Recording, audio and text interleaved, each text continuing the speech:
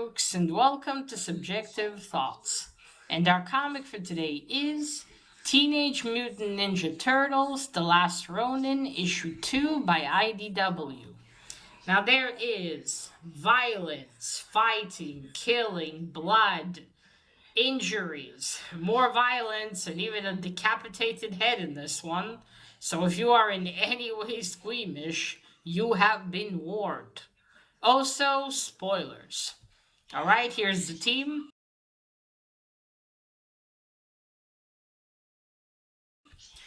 Whew, so, after a really long time, I'm finally going to continue reading The Last Ronin. Because I read issue 1 when it came out. The first video I did got, corrupted. So then a year later, I reread it and finally made the first video. But then, of course, I didn't get back to it. Now, this year, I found all the issues, reread issue 1, and now I'm finally here. I've finally read issue 2 and continued. So I shall see how the story goes. Alright, so let's dive into issue 2. When we left off in issue 1, Mikey, we learned he's the last Ronin, because there was, a whole thing, the first issue, which turtle is it? And my money was back then on Raphael or Leonardo. I was really fucking wrong. Okay. Mikey failed and he was about to commit seppuku, but he was too weak after falling in the fight and it fell down, and that's when April's daughter found him. Confirmed April's daughter, I was correct. Alright, so we start the story with going back and forth on the past and present all throughout. So we start with April waking up. There's some tears in her eyes. She now lives in the old lair of the turtles. She wakes up and then she remembers the past, however many years that was. I think quite a lot, because her daughter looks like she's at least in her early 20s. So, yeah, it was an evening. Casey and April invited the turtles to their apartment. They were going to tell them the good news. Casey proposed to April, and they wanted to make a toast and everything, and they were wondering where the turtles were, because they were very late, and it wasn't like them. So there we go, between that and April getting up, putting... April has lost her arm and her leg.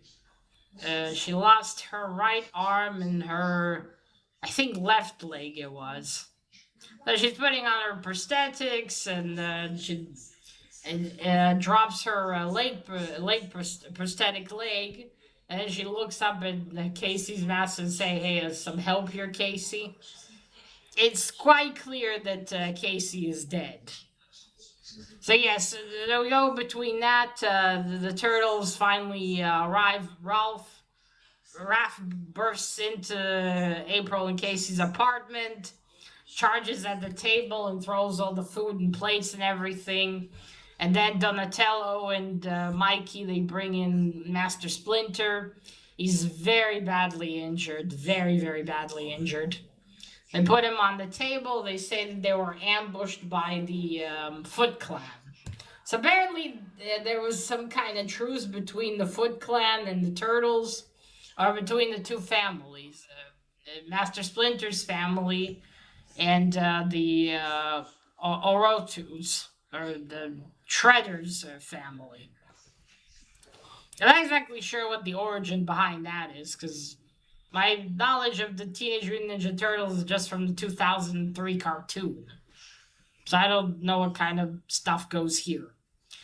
But yeah, anyway, so yeah, it goes between that, Donatello, Master Splinter all week asks, where is Leo and someone else maybe? I know I think it says Leonardo just in, not managing to say the full name now that I think about it. Leonardo comes in, he tells them what happened. April says that Master Splinter has lost a lot of blood, that they're going to need a doctor. She doesn't know if they can save him, on their own. And Leo's like, "All right, Casey, bring the van. We'll take him." And then they're like, "Wait, where's Raph?" And Leo goes closer to the door and says, "Damn it, the Raph went off." So yeah, we go back between that, and then we have Mikey woke up and he's in the kitchen. He's making tea, talking to, well, hallucinating his brothers. Essentially, he's talking to them in his mind. They're obviously dead, but he's communicating with them. So he also gets angry. They also talk about the past, remembering what happened. And then we see so much the going back and forth here. Just a second. Okay. Yeah, there you go. They talk about it, and he mentions what Raph has done back then. And he's angry, and then they toast all of them to the last Oroku. He's gonna kill him. Okay, okay.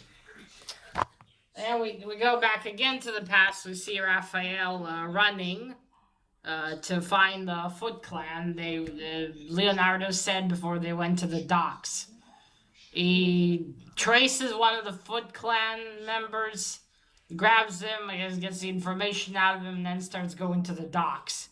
He arrives, Shredder's daughter, uh, Aritka. Anyway, Shredder's daughter. And she's standing there, telling them how they failed. How dare they come back and lick their wounds after they didn't manage to kill the turtles. Then she's yelling at them. Then we have Raph grabs one of them, and the two hear the noise, and they turn like what? And then he just jumps out and he throws, I guess, some sort of daggers or something at them. He kills a lot of them, and then fights some more. And Shredder's daughter says, "Well, it looks like our failure has came to us." So he keeps fighting the Foot Clans, yelling at Shredder's daughter. You killed my father. Mind you, Ralph's very hot-headed. He just ran out. Maybe Master Splinter survives those injuries. We still don't know. He's fighting, and then he tells Shredder's daughter, "Come on, face me." It, okay, so it looks like there was a truce between them, but I'm getting kind of, I could be wrong, but I'm getting the feeling maybe someone else fucked it up. Or perhaps. I don't know, because Shredder's daughter, she says blood has been spilled. I'm not sure if she's referring to them attacking first and then, the teenage, the turtles killed some of her men, or is she talking about something that happened before? Did someone not like this truce between them and wanted to ruin it? That's the question. But that's left to be seen. All right, so Raph is fighting Shredder's daughter. They're injuring each other. Tanya, she says, "You brute." And he says, "You have no idea." She goes to hit him with her sword. She misses. And then he grabs her, and they both fall into the dock, off the docks into the would it be a river? I think river. They both fall. I think the Raph's plan is to drown her. They keep falling in the water. She tries to fight him. She takes, I think, I don't know, a dagger or something. She sticks in him, and he takes his weapon, this thing, which I forgot what it's called, and sticks it in her back. And then we see that I think someone jumped in after to save her, because there's hands there approaching her, and at first I thought maybe it was her hands going up, but no, I think someone dived in to get her. You see that, and then you see Ralph. He's drown, sinking further and further. And then you see his weapon only, and it's also sinking, and It has a trail of blood to it. And that's it. That's the end of that flashback. We get then we see April. April yelling at Michelangelo, telling him, "What are you doing out of bed? You should be resting." And he tells her, "Oh, I'm sorry. I wanted some tea. I hope you don't mind." And she says, "Well, this was your kitchen first." And she tells him, "Well, we have a lot of catching up to do, but first let's get in some breakfast in us." And she takes out some eggs and she says, "These are real eggs, not the synthetic stuff." So it's like Shredder's grandson has been controlling everything very tightly. So now there's like three levels: the bottom, the middle, and the top. Obviously, the two top ones are, probably the wealthier people, and the bottom are the poor people, I would presume. So yeah, she. Wait. But before that, she sits. All right. Sorry. Before that, she sits down with him. She drinks some kind of powdered coffee, and then he notices her prosthetic arm, hand kind of arm part, and he says, "Oh, sorry." And she said, "It's okay. I also have a leg that matches." And it looks like there was a big explosion that somehow April survived and he survived. And he tells her that after the explosions, he couldn't remember anything for days. And she also somehow survived. It seems. Yeah, and after that, she said, "We had a lot of catching up to do," and she starts making breakfast. And then they talk about how he survived that fall because he fell from a really large from one hell of a yeah, he fell from a great height. I mean, holy shit. You think he'd be dead, his inside would be scrambled. But somehow he survived. He said, "I can't remember how I ended up here." I guess he doesn't realize he's been carried there. And and she says, and April tells him, "Well, I'm no Donatello, but even I can tell that your mutation has progressed over the years. You're bigger, you're probably stronger, and you're healing incredibly fast." And then before they continue, she said 1 minute, and she yells, "Casey, breakfast." And Mikey's like shocked, drops his teacup and says, "Casey's alive as well?" And then a young woman comes in, and it's that same woman, just without the makeup and different clothes, that we met in issue 1. So yeah, I was right. That was Casey's daughter, Casey and April's daughter. She looks like she has Casey's black hair and April's green eyes. They have a very good-looking kid. So she comes in and says, "Oh, hello. I've heard so much about you. That's how I get to meet you. You're the funny one, right?" And then April's serving them scrambled eggs. So she says, April says to Mikey, "Meet my daughter, Casey Marie Jones." All right, then we move briefly to Orotu, Shredder's grandson. He's training with his synthetic cyborg ninjas, telling them, "Come on, fight me seriously, kill me." And one almost hits him, but then he slices his throat. And then he tells him, "Okay, lesson done for the day, clean up this mess." And then he tells his new commander to come with him. They go up to his special room. Man, with all of his attack me and shit and bravery, sure as hell didn't want to face off Michelangelo. Where was all that bravery then and shit, eh? But I guess after you've been a tyrant for so many years, you don't really want to get your hands dirty. Pussy. Anyway, he talks to the commander, asks him, "Well, have you located the mutant, Mikey?" And he said, "No, he still don't know. He's still on the loose." And Oroto says, "Well, that's the surname, by the way. Or no, wait. I think was that his surname or no? That was the surname.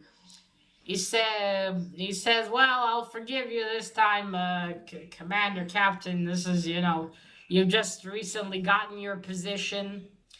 I don't remember if this is the same guy from issue one. I think maybe not, because he failed.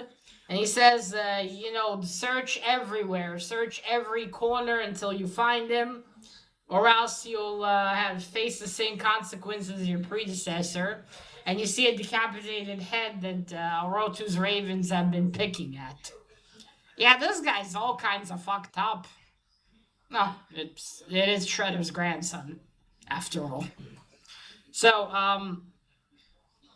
that's it. He tells him, okay, go. Then we go back to April, Casey, and Mikey. They finish breakfast. Um, Casey thanks her mom for breakfast, and then she tells Casey to get Mikey something, and that they'll catch up some more, and you should maybe meet the underground, as they are, of course, the resistance. So Casey leads Mikey to where she trains, tells him she's been training since she was little. Oh, and also before that, not to argue with her mom. So yeah, she's been training since she was little, kendo and everything else, and martial arts, and reading and watching movies, and saying how she never thought she'd get to meet the turtles again, and how April told her stories, showed her pictures even, and all that. And she also read about things like this, and then seppuku, because she approaches the table and she moves the cloth that's on it, and then there are the weapons of the turtles and Master Splinter's book. And Mikey thanks her. These are very important items to him, obviously. And then he asks, did you tell April? Did you tell your mom that, you wanted to commit seppuku? Or that she tells him, yeah, well, I thought it was considering who you are. It's best not to leave everything behind. So she and her gang, they took him back to the lair and took everything else with them.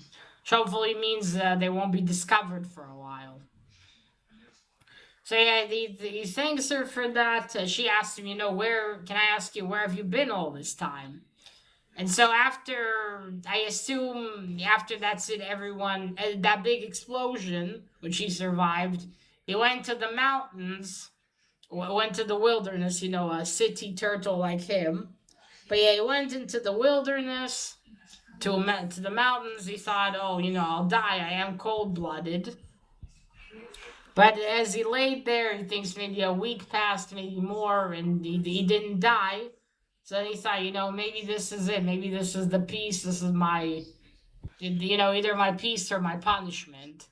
And he's been living up in the mountains, just, when it warmed up, he was getting food there and everything else, until one day, I think it was a year later, some men came and, saw him, thought, oh, freak. And then he started hitting him. At first, he didn't care. He thought, at least I'm finally feeling something. But he saw that they just wanted to kill him for the sake of killing him. And then he, I think, killed them, or at least beat the crap out of them. And then he decided that he was going to use Master Splinter's book. He was going to, learn all the fighting techniques and get revenge for his family. And then I know he traveled more. He went somewhere. It looks like he's in some kind of pit, and he was fighting robots until he thought that he was ready. And then you see him with a horse on a mountain, and then he's inside a ship with, ironically, rats, making his way back to Manhattan. Right? It was Manhattan, I think the turtles were in. Yeah. And to do his mission. And he tells her that, and she says, well, me and my gang were going to help you with that. And he says, no, I didn't ask for any help. And I don't want anyone getting hurt, for this mission of mine. Because from the beginning, he was going to do this as a suicide mission. He wasn't planning on surviving this. And she says, if I wasn't asking you, we're gonna go for this anyway. You either, you either with us or you stand the line. And then he, not laughs, but like like makes like a sound. And he says, "What's so funny?" And he tells her, "I don't know if you're more like your father, Casey, or more like your mother, more like April." And then we see April in her room. She's looking at a closet. She's opening it. There's a safe inside. She opens the safe and takes out the robotic head of Oh man, I wish I remembered his name, but there's that character. He was this scientist, and then because of some lightning, his life force, spirit, whatever, was transferred to the robot because of some lightning storm or something. I remember this from the 2003 cartoon. I wish I remembered his name, but that's his head. I'm almost 100% certain that's his head. And she takes it out, and that's it. That's where the issue ends. Oh boy. Okay.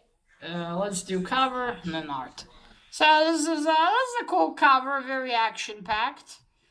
There's like so many fucking variants to this series. Like at the end, I'll show you. There's just holy shit. So yeah, you see, this is Raphael fighting off the Foot Clan, and back then when he was still alive there. Yeah, quite cool. Good colors. Let me show you some of the art now. Oh, there we go. And now, and the second part is called First to Fall. And I read it yesterday. I think, what was it? I think it was, first part is called The End, maybe. So yeah, there's April waking up. Now, these are thick issues, too. These are like, how many? I guess so. It says, I think, 40 pages. So yeah, you see there, we're back in the past. There's Casey and Ava. I don't like April's hair here, though. There's Casey. Casey got a haircut. You see, there's the ring. He proposed. And then suddenly Raphael bursts in. And, scene knocks forward, smashes the table. And not smashes, but moves everything from the table. And then there's Mikey and Donatello bringing in Master Splinter. So yeah, the fancy announcement and dinner have been ruined. Unfortunately. There we go. They have a pretty nice place, I must say. Yes, there we go. The art style is good, like I remembered. The very nice, good colors as well. There we go. You see Casey's already with his bat. Oh, yeah, let me show you what I meant. So, okay, there we go. Here you see they have all the... Like, look at that. That is ridiculous amount of variant covers. So I think might have been the only reason this sold so much. Because I don't really think anyone much talked about The Last Ronin. Maybe during the hype of it, but I can't say that now I even hear people remember when the Ronin came out. Now, granted, I wasn't watching videos about it or anything at the time, so maybe there was. But it seems to me that any, excitement and shit that was for it died down after. Which is concerning a bit for the story. But we will see. Alright, on to the story. So, there's some more hints at what happened here, some new discoveries. I will say, I wish there was more, I kind of wish this more focused on telling what happened back then already, getting to the revealing what explosion, what killed everyone, because it looks like it's gonna be then revealed issue by issue, instead of like maybe giving it just a more long summarization and showing the past of what happened. It's not necessarily a bad thing, but I wish it wouldn't be, strung along so much that it would just already cover it, what happened. It would show in this issue, for instance, the explosion, how they all died. But well, we'll see. Maybe it'll be good. Maybe it won't be strung along for all the 5 issues. I hope not, because that means there's less time for the story progression here. And they'll be more focused on. Again, these are much longer than your average issues, but still, I'll see. But yeah, so far, good continuation. We learned the confirmation that Casey and April had a kid. Well, this is more of a dystopian future, but let's say more dystopian in the sense of Manhattan. I don't know, Shredder's grandson managed to take over the world or something. I don't think so. I think he just took over Manhattan and isolated it. Now he's the ruler there, which I'm not sure how old he is, though. At some point you think he's gonna die, right? Or what's gonna happen with that? So yeah, he now wants to make sure he kills Mikey, and this menace ends, and he wants to make it very public. It has left to be seen what's going to be the plan now. Obviously, the Resistance wants to get rid of Orotu so that everyone can live normal lives again. So I guess now Mikey, now that he learned that April's alive, and there's this resistance, I assume he's going to join them because their end goal is still going to be something that he also wants. He wants to kill Shredder's grandson, and by doing that, he'll, free the people from his tyranny. But it is left to be seen how this continues. So now we know also how Raphael died and maybe possibly Master Splinter.